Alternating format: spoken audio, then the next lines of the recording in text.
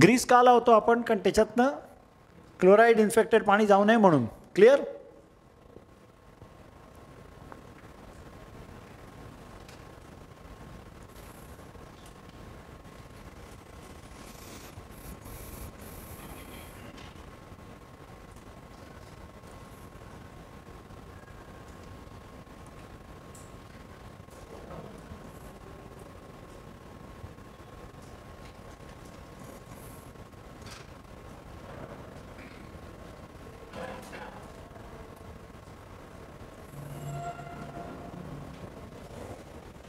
हे एक सेल,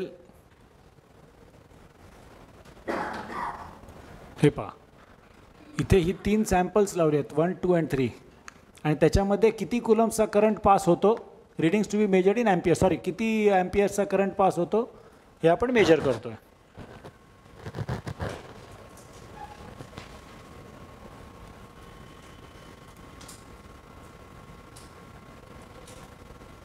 आणि this is what the ASTM says. याला इंडियन स्टँडर्ड नाही, म्हणजे less than 100 is negligible chloride ion penetrability. Clear? हे नका काढू, ते आहे सगळं नेटवरती, काय फोटो नाही काढ, हे फोटो नका काढू.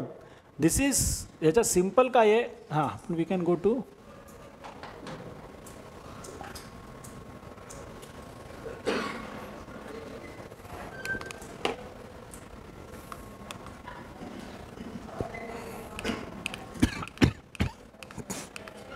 हे RCPTचे उपयोग काय आहेत? द रेजिस्टन्स ऑफ क्लोराईड आहे. आपण परत वाचूया. Resistance of concrete against chloride is categorize by the total charge passing through the specimen in the first 6 hours. हे पाहिलं आपण ॲक्च्युली कसं केलं जातं. आता हे शब्द आता एक कळतं जास्त. The rate of ionic transport म्हणजे आयन ट्रान्सपोर्ट, क्लोराईड आयनचं transport is measured and using Fick's first law. म्हणजे एक सायंटिस्ट आहे, त्याच्या first law of diffusion, the diffusion coefficient is calculated. Relatively quick, correlates well with 90-day chloride bonding test. हे आपण मगाशी वाचलंय, मगाशी कळलं मी असं प्रिझ्यूम करतो. Limitations, the temperature rise due to high voltage. आता मला एक सांगा की साईटवरती 60 व्होल्टचं पोटेन्शियल कॉन्क्रीटला कधीच दिलं जात नाही, त्यामुळे साईटशी हे कोरिलेट होत नाही. त्यामुळे ही टेस्ट जी आहे ती UK ही या टेस्टला फारसं महत्त्व नाही, पण अमेरिकन स्टँडर्डमध्ये या टेस्टला खूप महत्त्व आहे. So 2 schools of thought.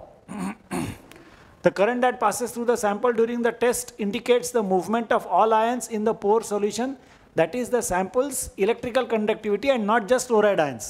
कळलं? सगळ्या प्रकारचे आयन्स त्यात नाही येतील ना, फक्त क्लोराईड सोल्युशन नाही येते, सगळ्या प्रकारचे आयन्स येतात. त्यामुळे there is a possibility of an error.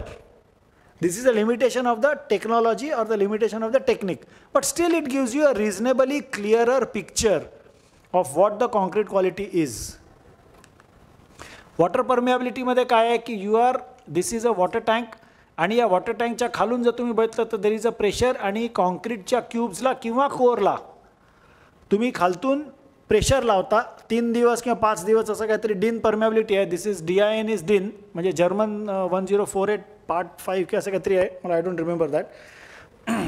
तर त्याच्यात 3 दिवस किंवा 5 दिवस का 24 तास मला वाटतं at 5 bar pressure you put it, आणि त्याच्यानंतर फिजिकली ते सॅम्पल फोडून पाणी किती आत घुसलं ते मेजर करणे is a simple process. So this is measuring the water permeability. आदल्या टेस्टमध्ये आपण क्लोराईड आयन पेनिट्रेशन बघितलं. This we are all now talking of microstructure of concrete. हे क्लिअर होतं आहे? Chloride ion penetration also relates to the microstructure. Petrography relates to the microstructure. This relates to the microstructure of concrete. In this method, the hydraulic head is applied by pressure, which usually ranges from pressure 1.1 bar to 0.7 megapascal. The depth of penetration is found by observing the observation of the split surface of the test specimen after a given length of time. The depth of penetration is used as a qualitative assessment of concrete, not a quantitative assessment of concrete. The depth of less than 50 mm classifies as the concrete as impermeable, and the depth of less than 30 mm as impermeable under aggressive conditions. ही DIN प्रोसिजरचे हे acceptance criteria आहे. Application to assess the porosity of concrete, बरोबर आहे. Application ज्याचं to evaluate the performance of repair material. Same as RCPT. Repair केलेल्या मटेरियलवरती जर आपण डिन परमिएबिलिटी केली तर आपल्याला कळू शकतं ना की त्या मटेरियलचं पोरॉसिटी किती आहे किंवा परमिएबिलिटी किती आहे. क्लिअर? सोपं आहे. हा हे ह्याच्यात कळत नाही का म्हणजे जेवल्यानंतरचा परिणाम आहे का काय? हो पण म्हणत नाही यार तुम्ही यार. To evaluate service life of the concrete structure, same as RCPT, and we are now, all these tests are relating to the durability. या सगळ्या non-destructive tests are relating to the durability of concrete.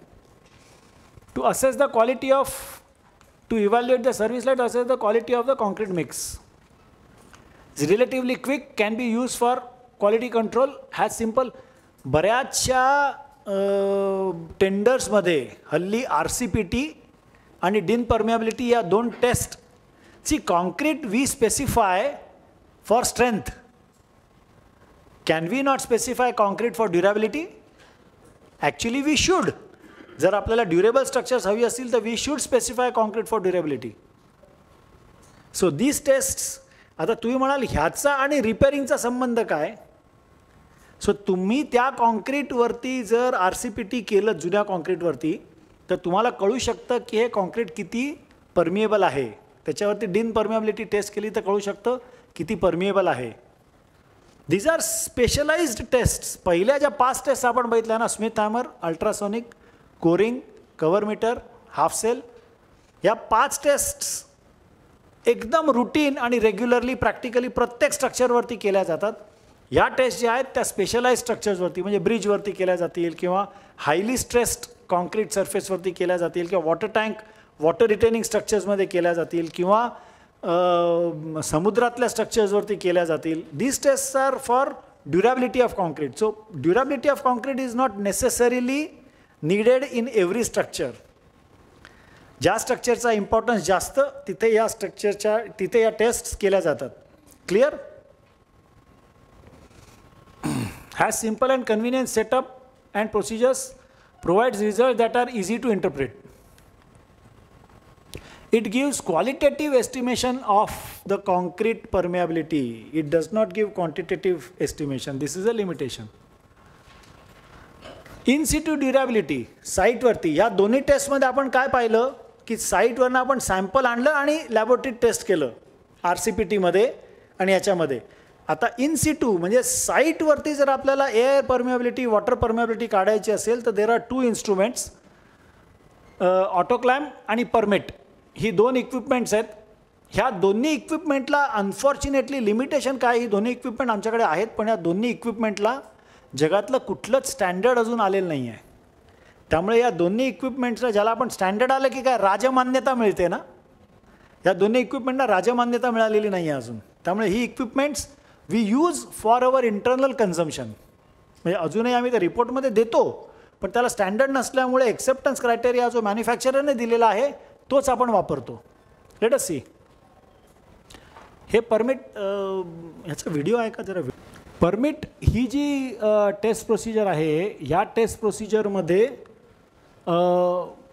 तुम्ही हे pressure cell with the gasket तुम्ही concrete सरफेसला घट्ट चिकटवता आणि त्याच्यावरती वॉटर किंवा एअर ह्याचं प्रेशर देऊन जितकं पाणी आत जाईल तितकं प्रेशर ड्रॉप होईल. इन अ क्लोज्ड सर्किट जेवढी हवा आत जाईल तेवढं प्रेशर ड्रॉप होईल. बरोबर की नाही?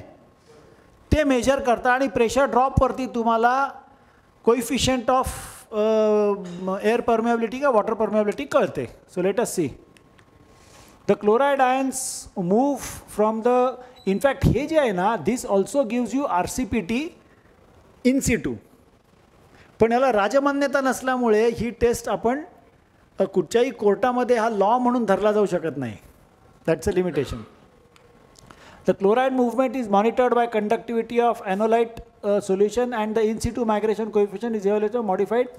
हे जे काय ते मला त्याचा उच्चार पण येत नाही. Measures ionic diffusivity to enable service life prediction. Ionic diffusivity म्हणजे शब्द मोठा वाटतो, आयन किती आत जातात, क्लोराइड आयन पेनिट्रेशन, आणि हे आयनिक डिफ्युजिव्हिटी. डिफ्युजन म्हणजे काय? डिफ्यूज होणे, म्हणजे आयन्स किती आत जातात हेच आहे. So it is not a very hitech, nothing hitech in this. It is particularly suited to assess the susceptibility to chloride induce corrosion of concrete. It is non-destructive, easy to use, allows tests to be completed within a day, assess the effectiveness of mineral admixtures, improving chloride resistance. Advantages: it measures ionic diffusion resistance of near surface zone of concrete and other building materials including natural stone without causing damage. No need to extract cores from structures for laboratory testing. हे in situ आहे. This is not म्हणजे त्यांनी शेवटच्या वाक्यात म्हटलं तसं की core घेऊन लॅबोरेटरीमध्ये टेस्टिंग नाही करत आहोत आपण. लिमिटेशन्स आहे: it is expensive and needs trained and experience personnel for competition of the results. आणि ऑटोक्लाइम परमिबिलिटी, सॉरी मगाशी मी जे बोललो ना की डिफ्युजन करणं हे ऑटोक्लाइमचं काम आहे, ते परमिटचं नाही. म्हणजे एअर प्रेशर लावून ते प्रेशर किती डिफ्यूज होतं हे ऑटोक्लाइम मेजर करतं. मी आत्ता बोललो ना, परमिट नाही करत. Permit does RCPT on site, whereas air and water permeability is done by autoclimb. Measures air and water permeability and water absorption into the near surface zone of concrete. Near surface zone. See, concrete आहे ना is a material ज्याच्यामध्ये cover concrete has a different function and core concrete has a different function. त्यामुळे cover concrete ची permeability is extremely important in durability of concrete. Is this clear? Cover concrete ची permeability is extremely important आणि core concrete ची strength is extremely important from the strength point of view. त्यामुळे near surface zone of concrete हा शब्द जसजसं तुम्ही durability वरती वाचायला जाल ना, हा शब्द वारंवार आपल्याला वाचनात येतो. Near surface durability is very important. And other building materials including surface air materials, surface repair materials without causing damage. The rate of decay of air pressure, हे जे मी आत्ता बोललो, is recorded on the air permeability test for the air permeability test, whereas the volume of water penetrating into concrete at a constant pressure of this and this are recorded for the softivity. Softivity म्हणजे किती absorption करतंय त्याला softivity हे नाव दिलंय, and the water permeability tests respectively. म्हणजे air किती absorb होते ते ॲब्सॉर्ब होण्याला सॉफ्टिव्हिटी ही एक त्यांनी त्याला नाव दिलं आहे. म्हणजे कॉन्क्रीटची सॉफ्टिव्हिटी जितकी जास्त तितके एअर ॲब्सॉर्प्शन जास्त. Assessment of resistance to carbonation, कारण तुम्ही कार्बन डायऑक्साईडसुद्धा वापरू शकता. एअरचं आपण डिफ्युजन म्हणतो, तुम्ही कार्बन डायऑक्साईडसुद्धा वापरू शकता. प्युअर कार्बन डायऑक्साईड सिलेंडर लावूनसुद्धा ऑटोक्लाइम करता येतं. Clear? Prediction of salt induced corrosion in steel, determination of freeze thaw. म्हणजे कुठच्याही प्रकारचं सरफेस प्रॉपर्टीज आपण मोजल्यामुळे फ्रीज थॉ होतं आहे की नाही, एअर परमेबिलिटी किती, वॉटर परमेबिलिटी किती, हे सगळं आपण ह्या टेस्टमध्ये मोजू शकतो. बट त्याला ॲक्सेप्टन्स क्रायटेरियाचा स्टँडर्ड नसल्यामुळे you have to use the standards given by the manufacturer. Is this clear? This is the limitation of these two instruments, but these two instruments are available in the market and little expensive. Measurement of the influence of special, measurement of the effect of curing.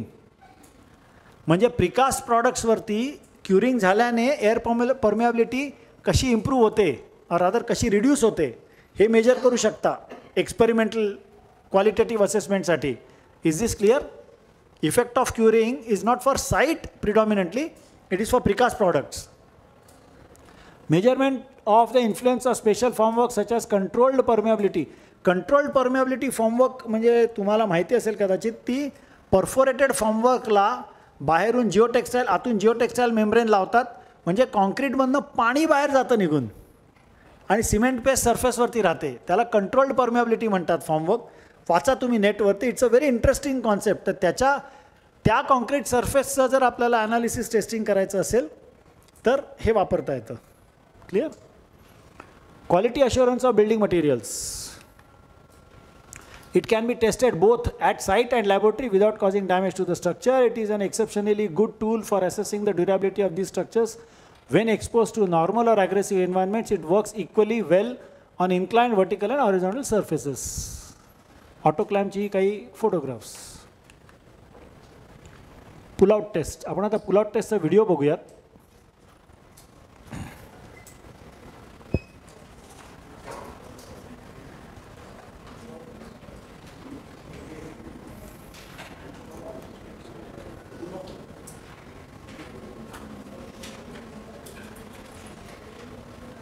ही सगळी instrument जर तुम्ही बघितली तर extremely portable and हँडी. बरोबर आहे.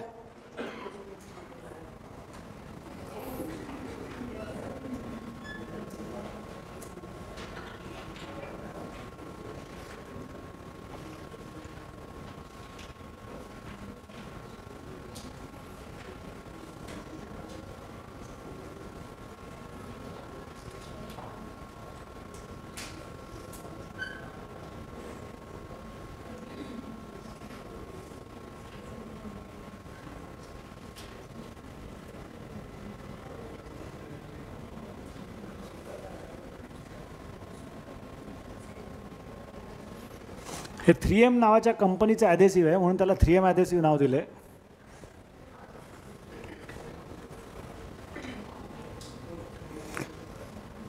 आता ह्याच्यामध्ये आपण एक एक्सपेरिमेंट करणार आहोत की हे जे 50 mm बाय 50 mmचं सॅम्पल आहे ते ह्या ब्लॉकला चिकटवलं आहे आणि ते चिकटवलेल्याचं बॉन्ड स्ट्रेंथ किती आहे हे आपण ह्याने फाइंड आउट करतो आहे. म्हणजे सिम्पल ह्याचं जे चित्र काढायचं असलं, मी आधी चित्र काढून का तिथे मी पॉज केलं कारण हे चित्र काढून दाखवतो मग तुम्हाला एकदम क्लिअर होईल की हा कॉन्क्रीटचा सरफेस असेल त्याच्यावरती जर हे टाईल असेल आणि या टाईलमध्ये जर का मी एक 50 mm बाय 50 mm और व्हॉट एव्हर साईजचा मी असा सेक्शन वेगळा केला आणि त्याला